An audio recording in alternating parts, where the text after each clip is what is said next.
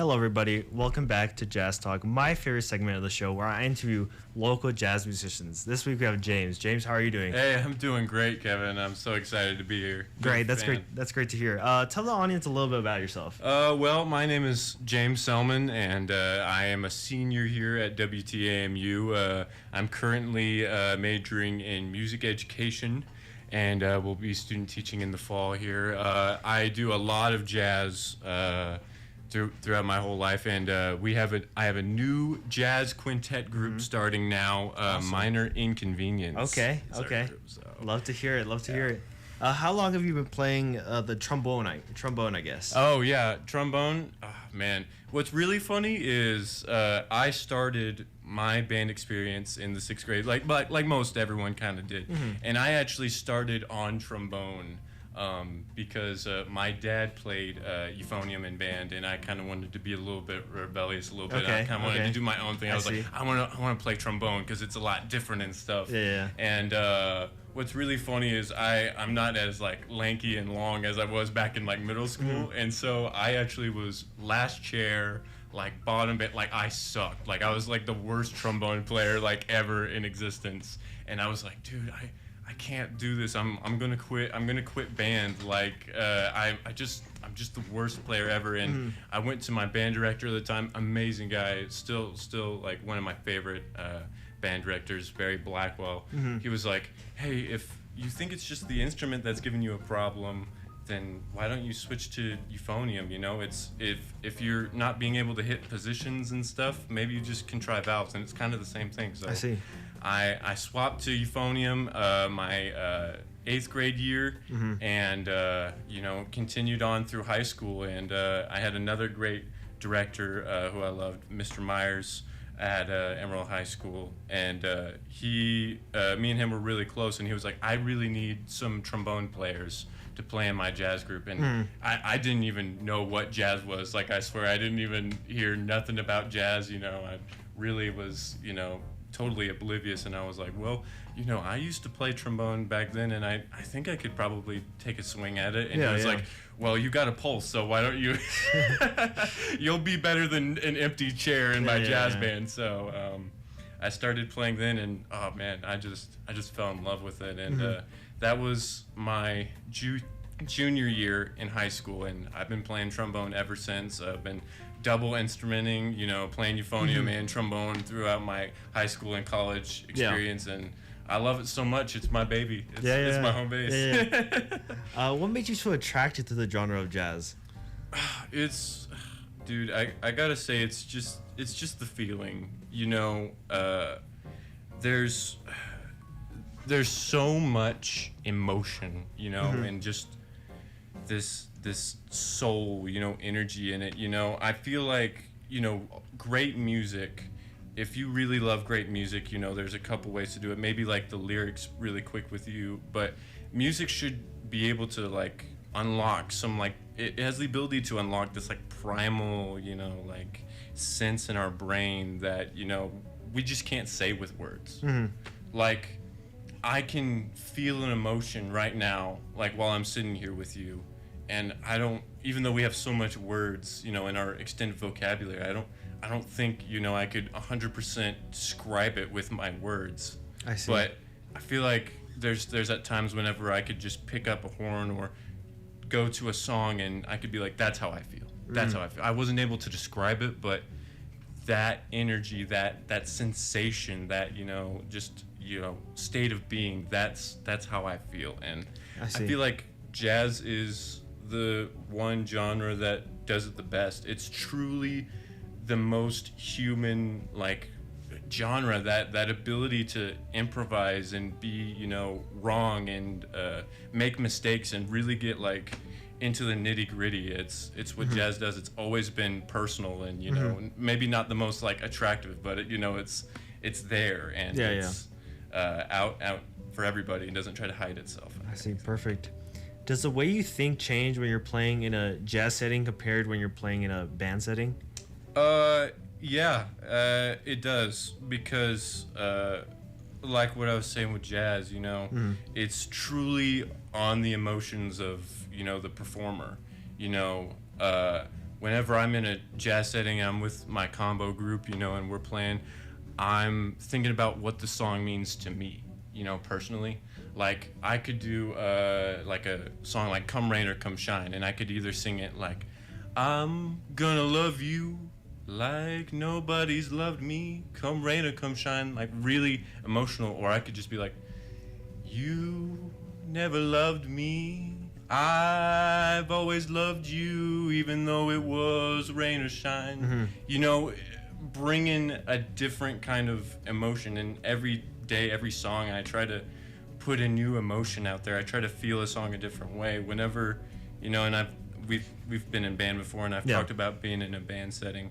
I'm mostly trying to think about what the composer kind of wanted, because he wrote the music on purpose. He wants it to be played that specific way. So I guess a simpler way is whenever I'm playing band music, I'm trying to get in the composer's head and being like, what did he want to say? And whenever I'm in a jazz group, it's what do I want to say? What do I feel? Okay.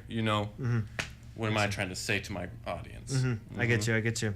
What are some of your favorite jazz artists, and why are they your favorites? Oh man, I love I gotta say Bill Evans. And as I suggested to you, I mean, Bill Evans just is one of my heroes. I don't think anyone plays with so much hurt and like just soul. And Miles Davis even once like quoted him as saying that his sound sounded like a waterfall cascading across the like Ivory Keys. And I love it. Everything he does, the whole My Kind of Blue album, which is like regarded, on some opinion, like one of the best jazz albums out there, or, his solo work, all of it is just, I think, truly amazing, I also love, if we go on trombone side, Curtis Fuller.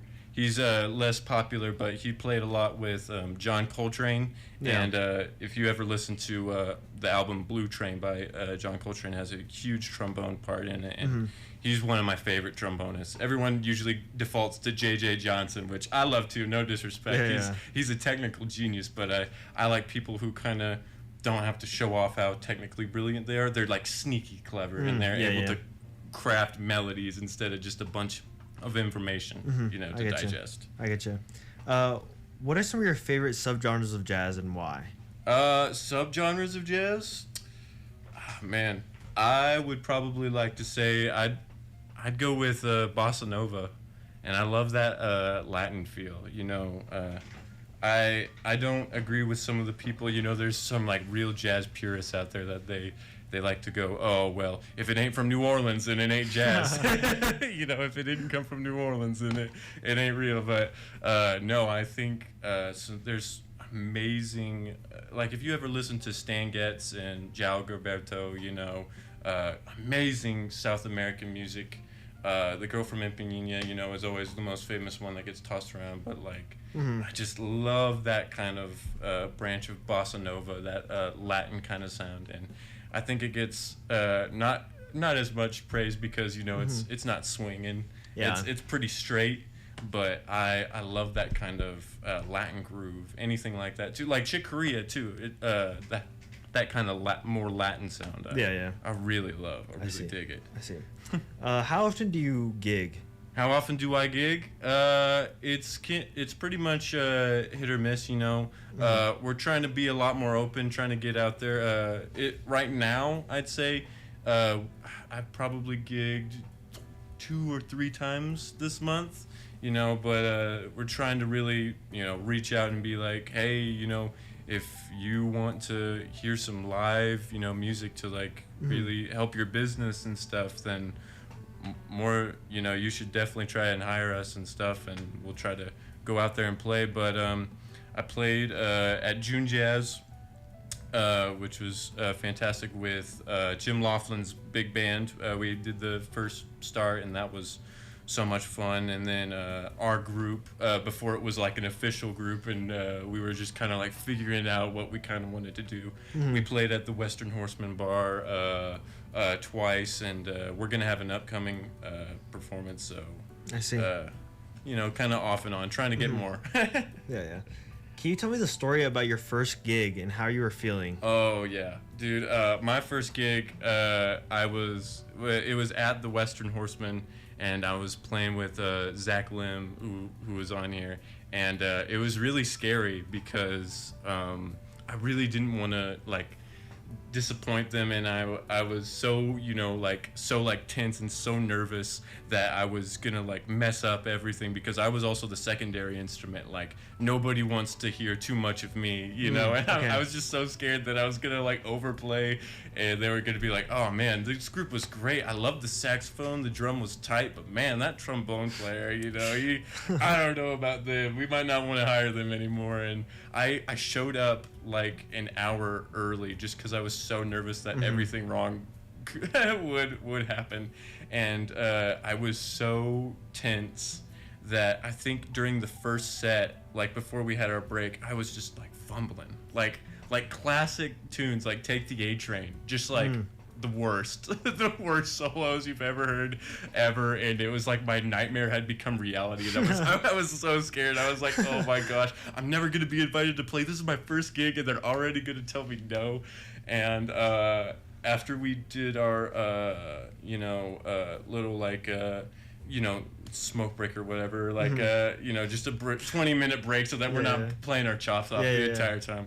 I have my lovely, family who's there and is always supporting me, and they were like, oh man, we recorded you, and we're all my friends, we're gonna show it to all my friends, and you sound so good, man. And I wouldn't be here without the support of so many other people, because I definitely would destroy myself and my own self-confidence. But after we played the second set, of it, I got a lot better. I wasn't trying to impress everyone. I think that was the big thing.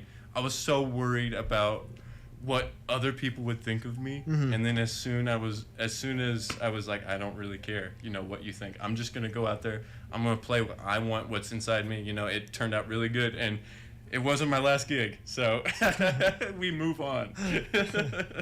What was the coolest gig you've ever been a part of? Oh, the coolest gig I ever been a part of? Oh man, I'd probably say I don't know if you were there, but it's whenever we I would count it as a gig.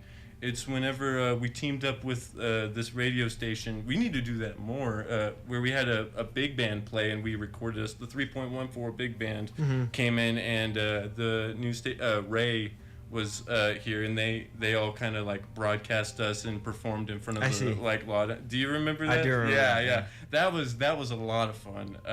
There was something about it, excellent set of players. I mean, Dylan was always is amazing and taking amazing solos. Zeke was there, and I took a lot of solos, and I think that was one of my favorite, most magical nights was that one. Just everything was so much fun.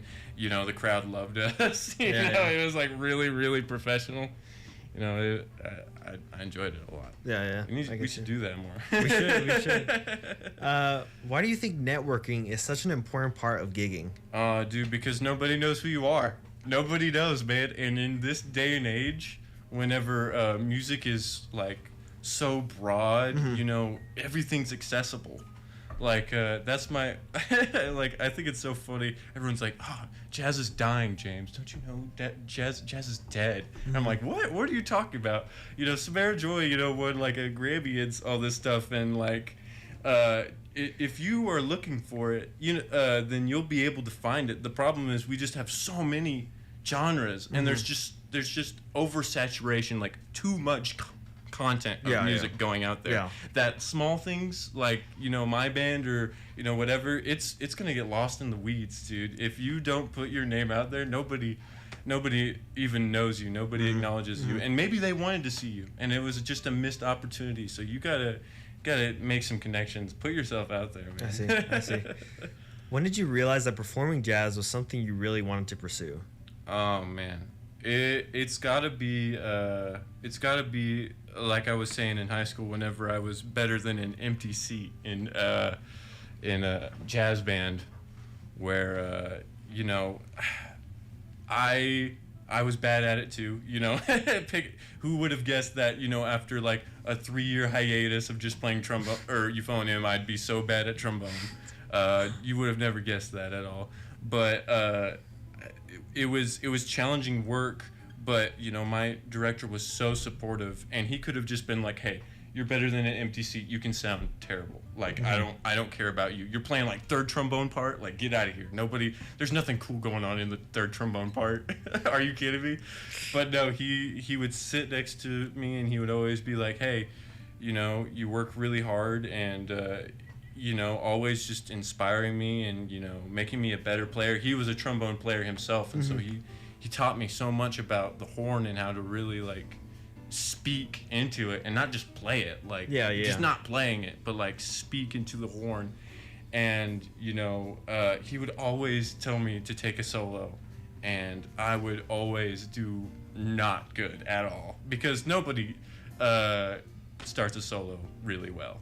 Like that's always something too, is that people go, "Oh, James, you're so good at improvising. Like, I could never do that." It was like, no, you could if you worked at it. Do you think I just came out the womb just like, you know, just having a fantastic solo? No, I had to suck for a long time before I got like anywhere considered to be at good, at least. What is good?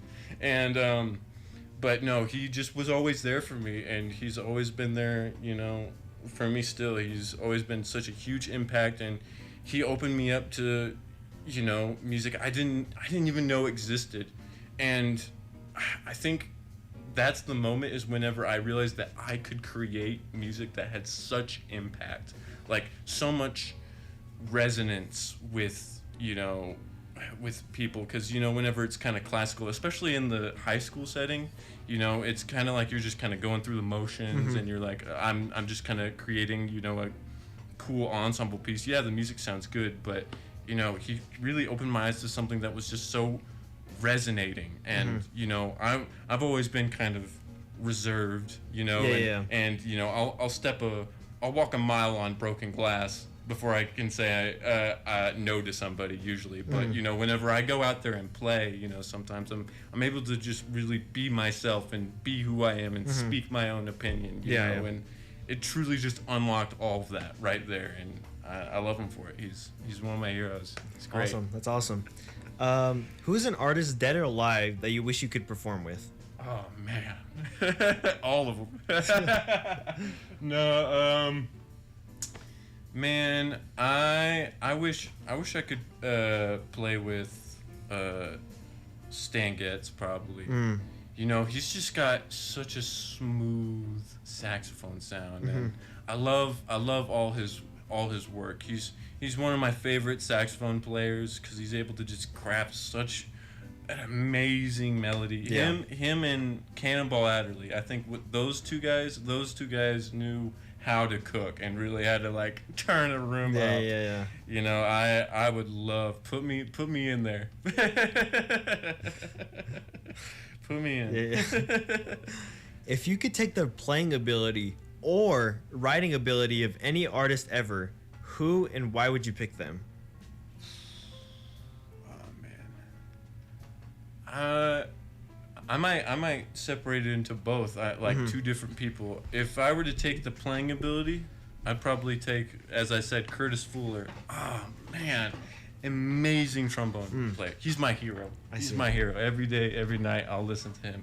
I wish I had his sound, because whenever he plays, you know how he feels, and that's my dream. I want to be able to play something and you go, man, I know what he's feeling. Maybe I don't even agree with it, but I can at least know what he's feeling right now. I'd want to sound like that 100%. And maybe writing. I really like man. I don't know. I might take Miles Davis's writing. Okay. I love his lines. Yeah. He's very melodical. You know, even though he's like a bebop king, you know, like in the early days he's playing with Bird and they're like doing freaking like Donna Lee or whatever, you know, up there. And then he comes in and just pioneers cool jazz, and I love those kind of melodies. Every melody he plays on there is just like very strategic. You know, it's beautiful. It's like poetry. Yeah. What is one of your favorite memories relating to jazz? My favorite memory relating to jazz? Man, dang. I have a lot of good memories, which is good. Yeah. I might say, were you there? Did you, I think you did. You played at my senior recital. No. You didn't? Oh, I think that was the same day as like the horn studio thing. Oh, Something yeah. like that. Oh, I see how it was. No. I was there. I was there at the first few rehearsals, though. Yeah. I would probably say at my senior recital, you know, it's gonna be. I wanted to do something different in the first place. Yeah. You know, I feel like senior recitals are way too stuffy. You know. Yes. Like, do not clap until the performance is over, and you know you must treat the soloist with so much respect. Dude, if I suck, boo me up there. I don't care. I'm having a blast. But I wanted audience engagement, and I only played jazz as you know it would be expected for me, and there's the one piece that we played with my big band, so emotional, is a chorus tune. Oh my gosh. You know, another amazing trombone player wrote it, and it was after his daughter, you know, and just kind of talks about, you know, the joy of, you know, life, you know, being alive in this world, and you know how amazing is that we get to do this, and just life is just amazing and precious. You know?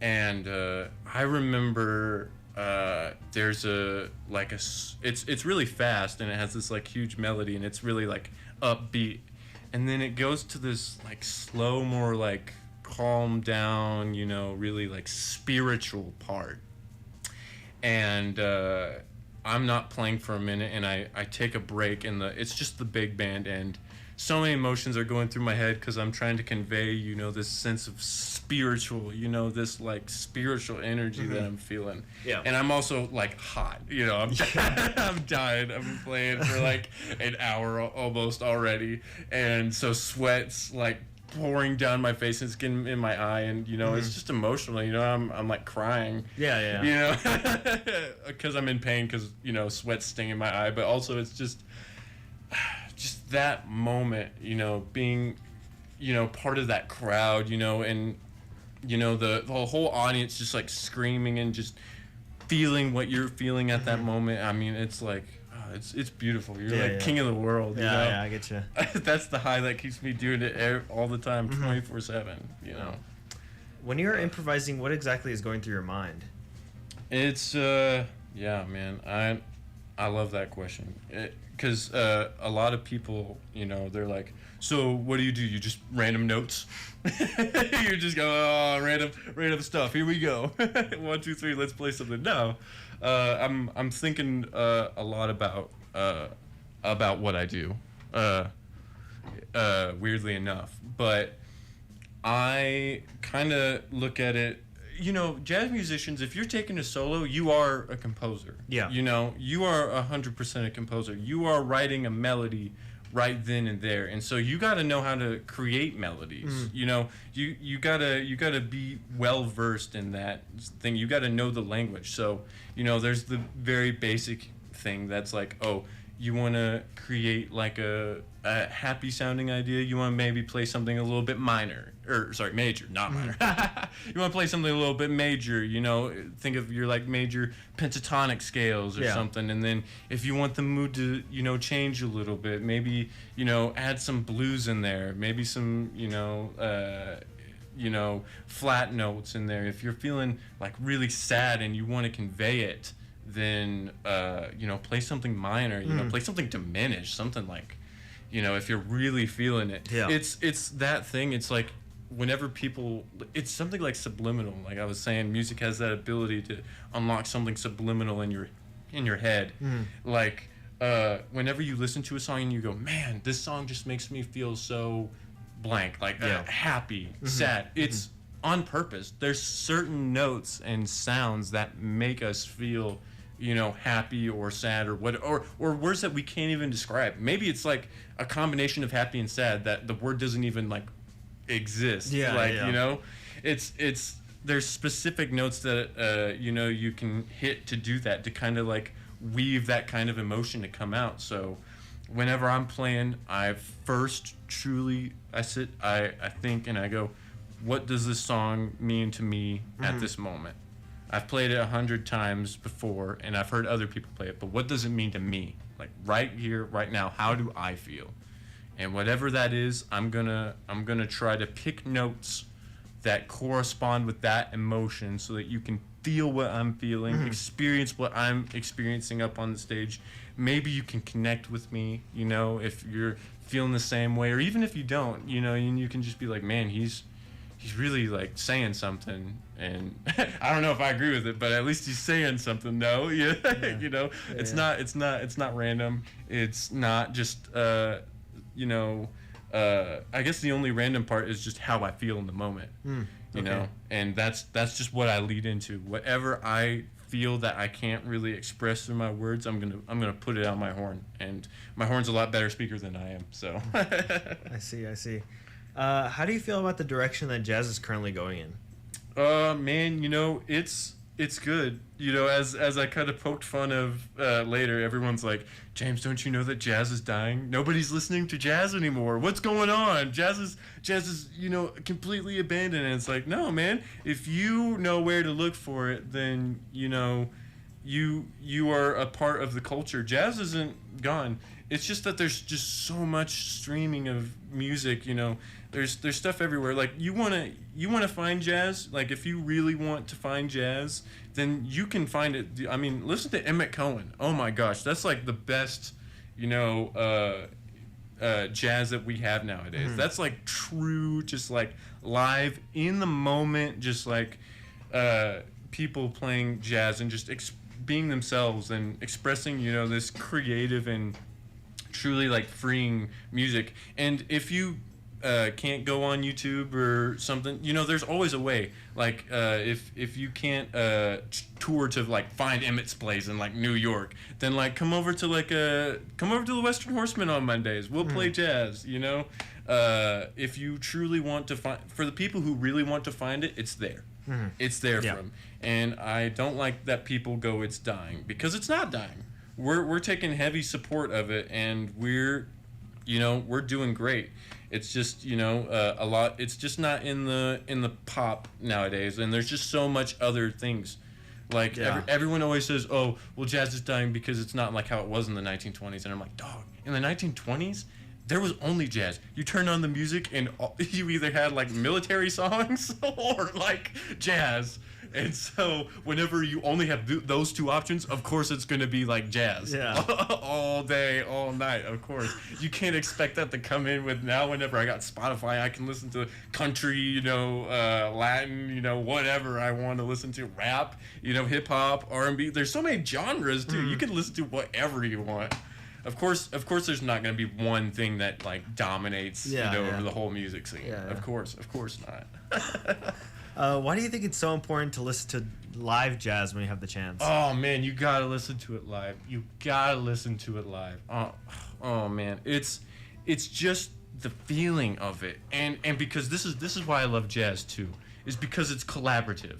So I always, like I was talking about later, whenever you said, what do you think about whenever you improvise? And I'm like, I'm trying to think about whatever emotion I feel in the moment. That emotion that I feel in the moment is heavily dictated by those around me too.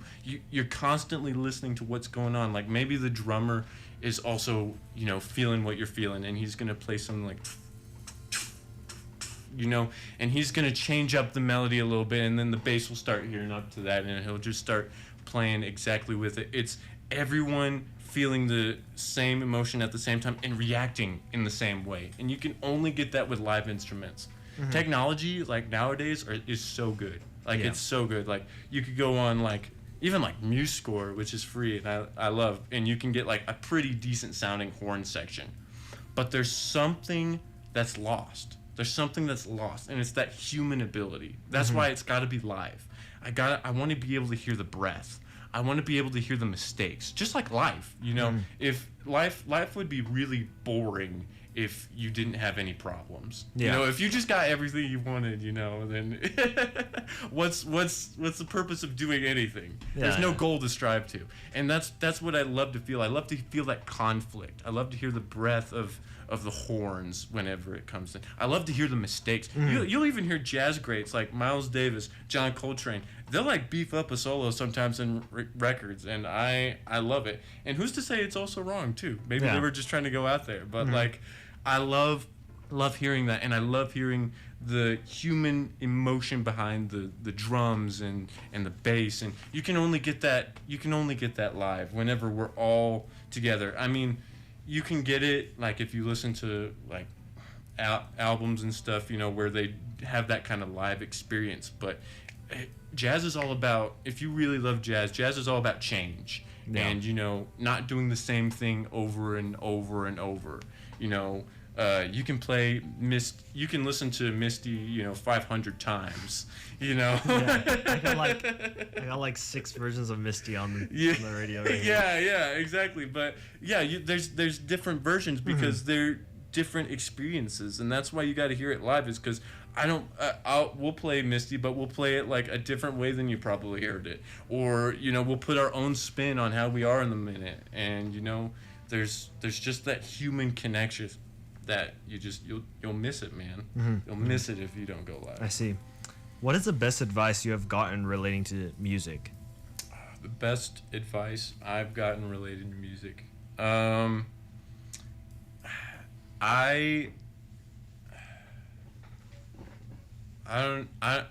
know what I want to say, but I don't know if anybody's really kind of told me it.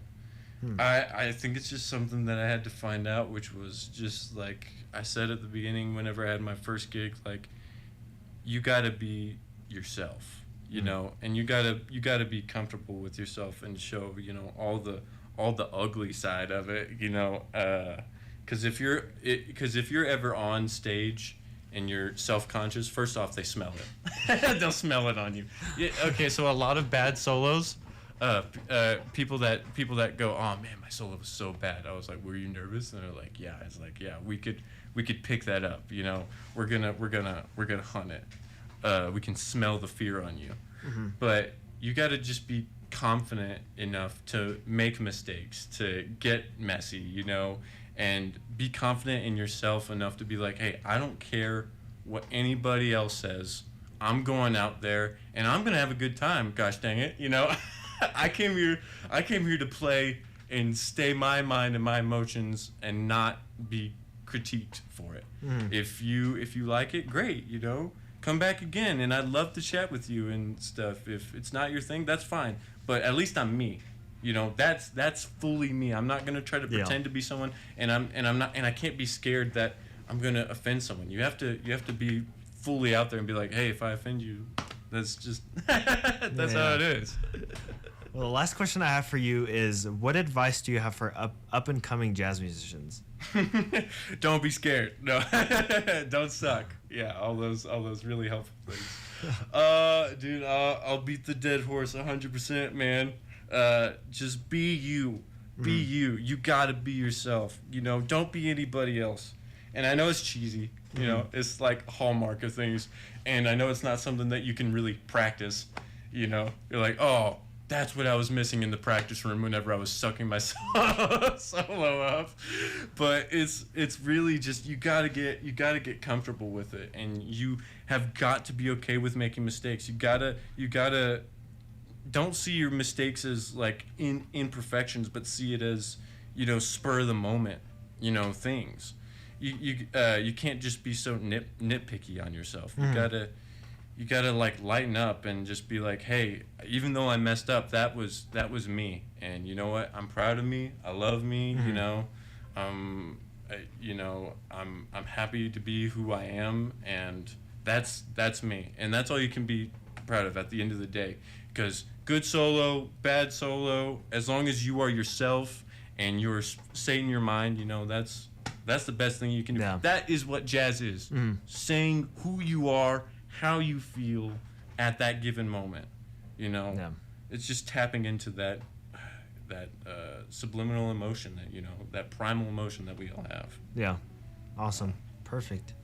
Well, the last little thing I have for you is I like to give all my guests a little moment to promote anything or just shout out anyone that you feel like needs a shout out. So the moment's yours. Yeah, all right. So as I said before at the beginning of this, we have a brand new jazz quintet. It's Minor Inconvenience. We will be playing this Monday at the Western Horseman.